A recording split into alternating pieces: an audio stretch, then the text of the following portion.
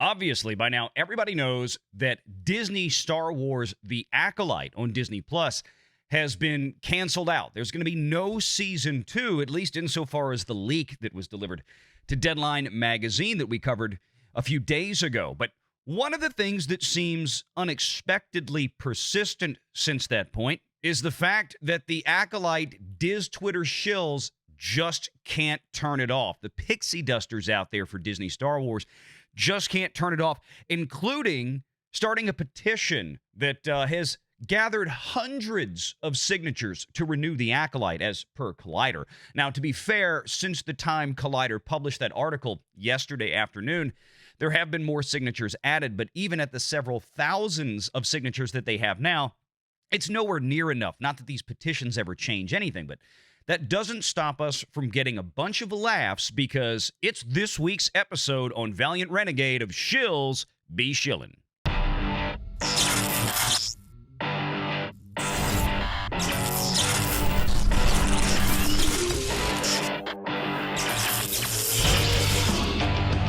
Renegade Online. But we are going to laugh at some of the crap that has come out of the mouths of some of these folks on Twitter. This guy Jacob, I'm assuming he has to be one of the most, and I could be wrong. Again, I'm assuming he's probably one of the most paid advertising shills for Disney I've ever seen. It's absurd, but we get stuff like this from him. The Clone Wars movie getting plagued by negative reviews back in 2008. This is a very, very common complaint that I hear from these people. Only to turn around and become one of the most iconic pieces of Star Wars media just goes to show that things can become more developed and beloved with time. I'm fully convinced that if the Clone Wars, were released today, it wouldn't have made it past season 1. False. The first season of the Clone Wars probably didn't cost Lucasfilm more than, I'm guessing, maybe 30, 40, 50 million dollars. This is an animated series. Yes, it was the first time they did this 3D CGI animation stuff, and I'm sure that made it more pricey, but this was back in like 2005. They started working on this show. This was probably comparably a relatively inexpensive production. It might not even been 30, 40, 50. It might have been 20 million. But I can't imagine the budget for this would have been terribly outrageous. This is why they continued with it. They got enough of an audience based on that budget that they spent to press on. And some of it might have been George wanting to tell a story. Because again, this was created before Lucasfilm was part of a major publicly traded Fortune 500 company. And maybe he's right in one regard. Maybe Disney wouldn't do a season 2 of the Clone Wars today, animated, but I think they would. I think the viewership justified it because even though the fans didn't catch on to it right away, they still had a pretty good-sized audience, and that's the key. Here's the other thing. The Clone Wars was also not dumped onto a proprietary streaming service.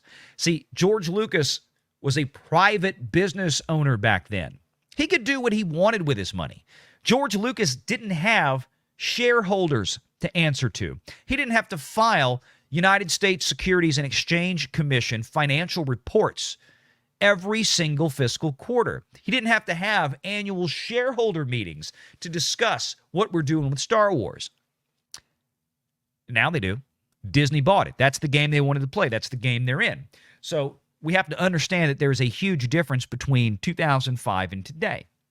But namely with the budget for this kind of show versus the budget that they're spending today. Who cares if Clone Wars would have slogged on or not? That's not what we're talking about here. And again, the Clone Wars, I would argue, and I've watched it twice or maybe 3 times now all the way through. I would argue that the Clone Wars was not a poorly written show. The Acolyte was a very poorly written show. And that's the difference. And it didn't really get fans engaged, at least nowhere near to the degree that Disney needs it to now, especially after, and this is key, especially after a massive string of consistent failures with Disney Star Wars since 2015. You got The Force Awakens. You did all right with that one. Force Awakens cost $100 million to make that movie. We know that because we've seen the financial returns. They probably spent another $250 million on top of that marketing it into theaters globally, because that was a big thing for Disney. So they made some profits on it, but not the kind of profits that people think. Probably a couple $100 million, maybe $300-400 million. But that was back in the day when Disney was putting things onto Netflix. Back in the day of the Clone Wars, Lucasfilm had a deal with Cartoon Network, which is where the Clone Wars was broadcast, meaning that Cartoon Network was basically paying the bills for Star Wars to make the show for them, with a nice little handy profit on top. So apparently Cartoon Network was getting enough ad revenue off of it to justify their continued renewal and purchase of more seasons of Clone Wars to keep going there. That's the difference. Now it just goes to Disney Plus. And like we tell people all the time, Disney Plus is $10+ billion in the hole cumulatively since it started in 2019. It's all on Disney. Disney's not licensing this content out to other streamers like Netflix anymore. They canceled their Netflix contract. Disney's not licensing this content out to linear broadcast providers like Cartoon Network anymore. They canceled all those contracts. Right? Everything is now kept home on Disney's own proprietary stuff, and namely Disney Plus. And Disney Plus cannot keep eating $200 million budgets on the Disney Plus credit card, like I said, that's $10 billion in debt, and not get audiences that justify it, and not continue to get growth. What kind of advertising revenue do you think Disney made with its ad-based tier for the Acolyte? It's an easy answer. Nowhere near enough. How do we know? Because they canceled it. This is real simple, kids. I mean, and I'm not talking to my audience. Y'all know this. I'm talking to the other folks out there, right? I'm talking to the shills. This is just a reality check on this. And, you know, critics were not kind to Clone Wars in the beginning. Again, doesn't matter what the critics were saying. The critics loved the Acolyte, right? For some reason. For some reason,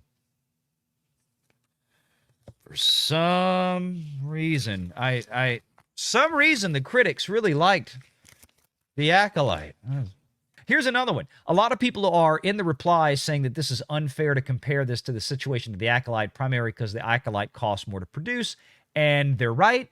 That's not why I'm comparing the cost here, but rather stating a purely hypothetical situation. I never brought up production costs for that reason specifically. Okay, here's the problem, though. You have to. You can't pull that out, right? There's too many people out there, and especially I hate to say the Disney Star Wars fans, and I'm not going to say it's exclusive to them, that just simply don't understand how business works.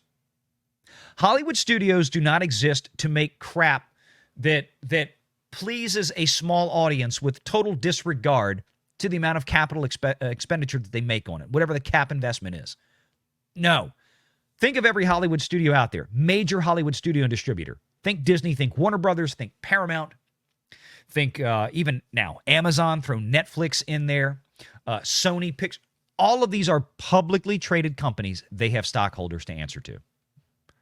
They are in business to make money. These are for-profit businesses. And it doesn't matter how good a show is or how much you like it, if it's not turning the kind of return on investment that they need to justify more stuff, then it's going in the trash, especially after the last several years of the exuberance of spending in streaming spaces that Wall Street, frankly, has gotten very sick of. That's the bottom line with that. It really, truly is. It is as simple as that. It didn't help that the Acolyte was also absolute dog squeeze. It was a 5-day-old cow pie on a hot summer afternoon in Louisiana. It was so bad even the flies had left. Okay? That's the Acolyte. Sorry if you don't like it. But, hey, we gotta cut the bull crap here, kids. This is how it is at this point. And I'm sick and tired of these shills out here with this kind of silliness. But let's go back. Let's find some more, because I had a bunch. And then we're gonna get to some articles on this, because I'm gonna end this tonight. I'm ending this Acolyte crap tonight with all these shills out there. Hey, Star Wars Lucasfilm, why haven't you guys done this for the cast of the Acolyte who endured months of hate online for being in your show, only for you to throw them to the wolves? At this point, why would any actors want to work for you? And of course, they're playing, and I'm not going to bother playing this again.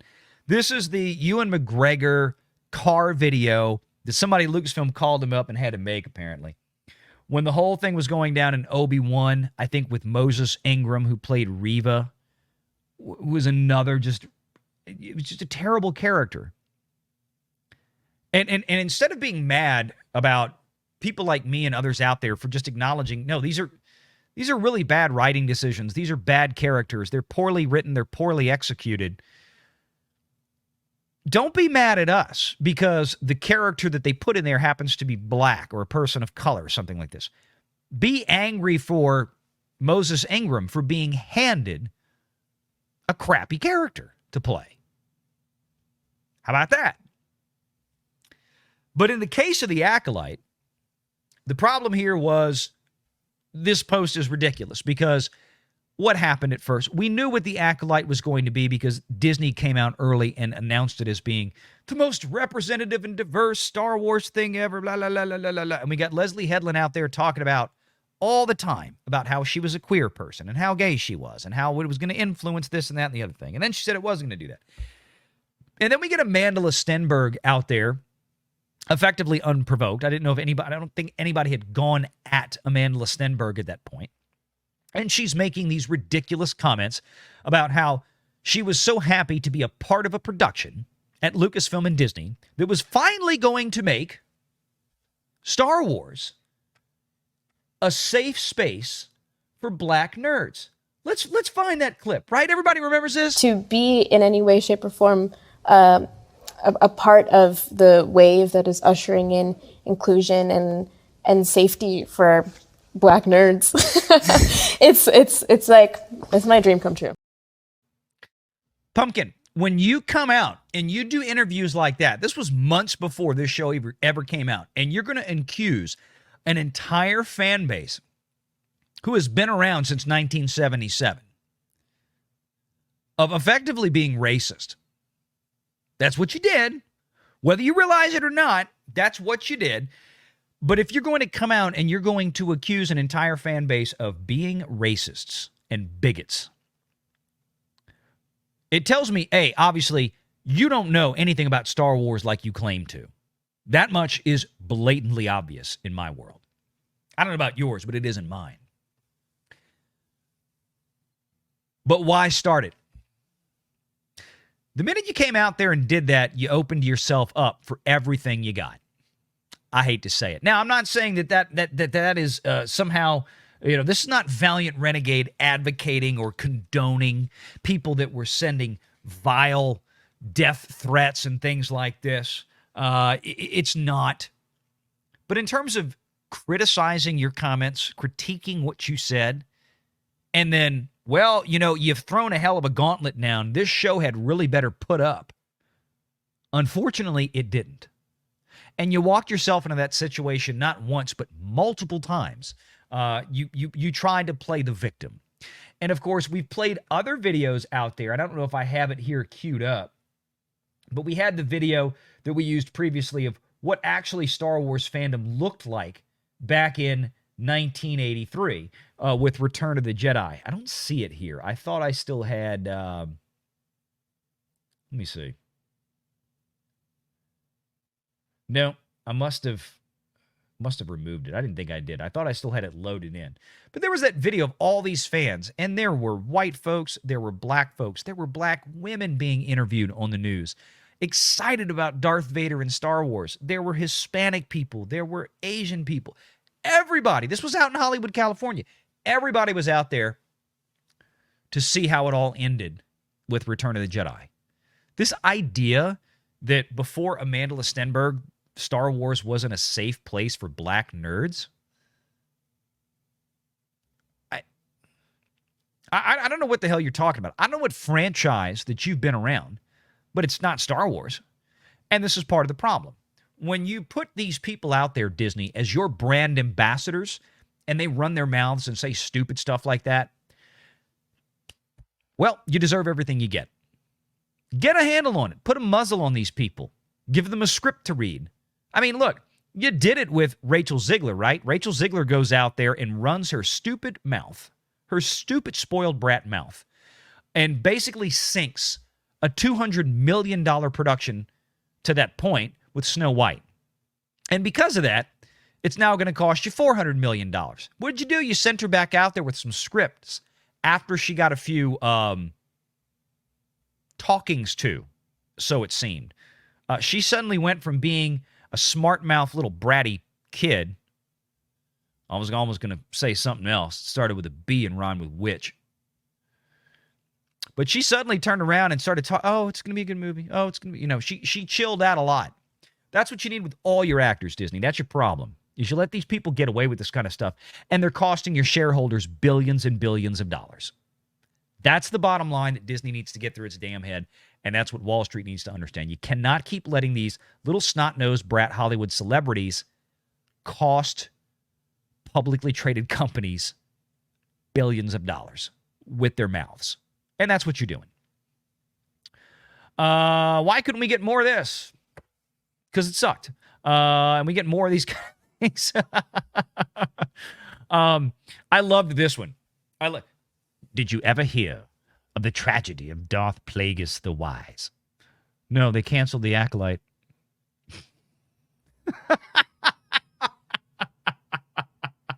That was one of my favorites. There's more to Star Wars than just the Skywalkers. In a response to somebody saying Star Wars is the Skywalker story. Yeah, it is. My response, and I don't remember if it was on this, tweet or not. There's more to Star Wars than the Skywalkers, and actual financial returns definitively prove otherwise. This is the point. Everything we've talked about up to this point. Financial returns definitively prove otherwise. The Skywalker saga is Star Wars. The Skywalkers, namely Luke and Anakin / Vader, that's what sells Star Wars. Period. End of story. This is not even a debate. If you don't believe me, how about some simple anecdotal evidence? Walk in to Target right now, or Walmart, or anywhere you want to go where they sell toy merchandise. Go to a Lego store. It's even more apparent. And look and see on the 2 full aisles of Legos that they have. That's where you're going to find the most Star Wars toys. And guess what they are? They are OG George Lucas Star Wars, period. You got a few pieces in there that might rep from Mando or something like that, but that's about the only Disney Star Wars stuff you're going to see. Otherwise, the biggest sellers in toys are still Luke, Han, Leia, Vader especially, R2, 3PO, Death Star, X-Wing. That's what sells. Millennium Falcon. Star Wars is the Skywalkers. Get over it. There is no sequel trilogy merch out there anymore, except for maybe like a Kylo Ren mask or lightsaber. That's about all there is. Does anybody see BB-8 getting sold anywhere? No. It's R2, it's 3PO. Those are the droids of record, right? That's it. If anecdotal evidence is not even quite enough for you, then how about Disney's own words during their earnings calls? We have seen time and time again on their financial reports that overperformance of what they refer to, that they categorize at Disney as classic Star Wars, meaning pre-Disney. George Lucas classic Star Wars, prequels and original trilogy. That's what sells. That's what's still bringing in the actual licensing dollars, the merchandise licensing dollars. It is not the Disney stuff. And I hate to tell you, and we've covered this before, the Mando and Grogu stuff, That's not what it was a couple of years ago. That has fallen off dramatically from a couple of years ago. It was a huge, big thing, and then, whoop, it was gone. It did not have the staying power. The Skywalkers are Star Wars from a commercial standpoint. And again, Disney is a for-profit company that is publicly traded and owned by shareholders, not privately held. They have to answer to them. So they have to do, or they should be doing things that is going to generate the most return for that capital investment. And that CapEx was $4 billion back in 2012, mostly for Star Wars when they bought Lucasfilm. So get over that myth. Star Wars is the Skywalkers. You can have other things in there, don't get me wrong, but you had better spend money accordingly. Here's one. This is a big problem. We talked about this before. This issue of bigotry and racism, right? That doesn't exist. I'm sorry, it doesn't. At least not in any measurable form. I realize that there are probably a few rotten apples out there that want to hurl racial epithets or insults at actors because they're just mean, hateful people, right? It doesn't matter from that standpoint. Again, the issue is, part of the problem is when you have people like Amanda Stenberg go out and throw that bait in the water. You're going to get the crazies to come out. But the reality is, had nothing to do with that. But this person here, black women aren't wanted in the Star Wars universe. Plain and simple. I even let go that we are, as always, the villains. It's saddening and infuriating. I love this world, but obviously it doesn't love me back. What's interesting is that she actually read Mother Anastasia as the villain in this show, which, if you recall, she was not intended to be. Remember, the Jedi were supposed to be the villains. We were supposed to question the moral authority and the moral high ground, I guess, of the Jedi. But we didn't, because the way they wrote the show, they did accidentally kind of make her somewhat of a villain. But they certainly made it clear that the Jedi's actions were justified. I just found that interesting. But you can imagine, and I'm not going to read through all these, but you can imagine the responses here. A-Trey's out there. We've we've covered A-Trey's before. He's got a YouTube channel out there. Does some really funny stuff. You know, he jumped in. A-Trey's is a black guy, right? He's not putting up with it. And you can see a lot of other people out there are not either. This isn't just white people jumping on. This whole idea, we've got to get past of everything being so charged by, oh, you're saying this because you're racist, or you're bigoted, or you're this. Now, sometimes we're just saying it because we're making an observation. Sometimes it's just true. The story was bad. It was a bad script. It was a bad show. It's easy. They spent too much money. It was a waste of it. They're moving on. But you can see the kind of responses here that they go through, exactly as you'd imagine. This woman did not have a good day on that post. And I think that was mostly, I found this one to be a little humorous. Canceling The Acolyte is one of the worst decisions ever. It was a series that was finally pushing Star Wars into fresh, new directions and was set up for an even better second season. But a bunch of babies couldn't handle that, and now we're stuck with more of the same forever. More what? What else are they doing? Mando's not coming back to Disney Plus anytime soon. That's going to the theaters. And we don't even know how good or bad that will be and how well it will even do. I got news for you. I don't think the Mandalorian and Grogu movie is going to do that well. Unless they come out with one hell of a banger trailer and story, and they let Jon Favreau actually try to make a good movie without having anybody looking over his shoulder. Mando Season 3 was a mess. That's why I wondered how much he was really involved in it, or how much decision power he actually had in it, because it sure didn't feel like it. I think that was more of a Dave Filoni endeavor than it was Favreau. But that being said, when you come off a bad Season 3, yeah, good luck. But I would love to know what this guy wants to go back to. And, you know, how about this one? Canceled, under development, but not really. Rogue Squadron, that's not on hold. That's gone. Acolyte canceled.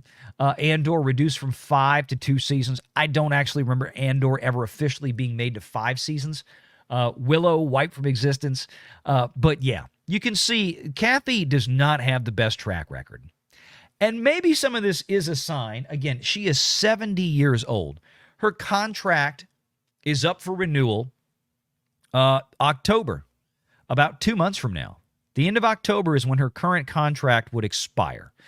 And they're either in the process of renewing her again for another 3 years or some shorter duration, or they're in the process of retiring her gracefully.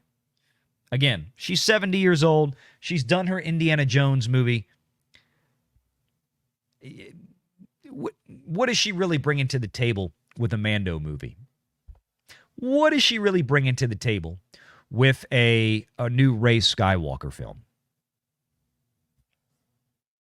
Dave Filoni can screw those up all on his own. I promise you.